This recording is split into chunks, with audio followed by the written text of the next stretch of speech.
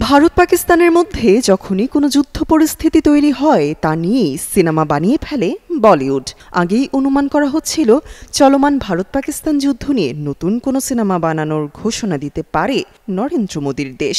এ নিয়ে মজা করতেও ছাড়েনি পাকিস্তান। ভারতকে সিনেমা ছেড়ে বাস্তবতায় ফেরার তাগাদাও দেয় পাক সেনাবাহিনী। তবে ভারত সিনেমা বানিয়েই ছাড়বে। এরই মধ্যে পাকিস্তানে চালানো অপারেশন সিঁদুর নিয়ে সিনেমা নির্মাণের ঘোষণা দিয়েছে ভারত।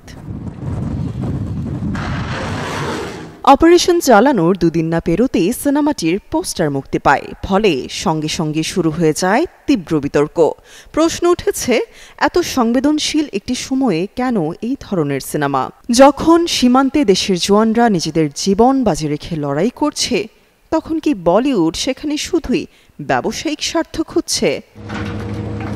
উরি কিংবা শেরশাহ এর মতো সিনেমাগুলো যেখানে দেশপ্রেমের এক নতুন জ্বর এনেছিল, সেখানে অপারেশন সিঁদুর এর প্রথম পোস্টারটি কেন এত সমালোচিত হচ্ছে? অনেকেই প্রশ্ন তুলেছেন, অপারেশন সিঁদুর একটি সিনেমার নাম নাকি সংবেদনশীলতাকে পুঁজি করে ব্যবসায়িক ফায়দা তোলার চেষ্টা?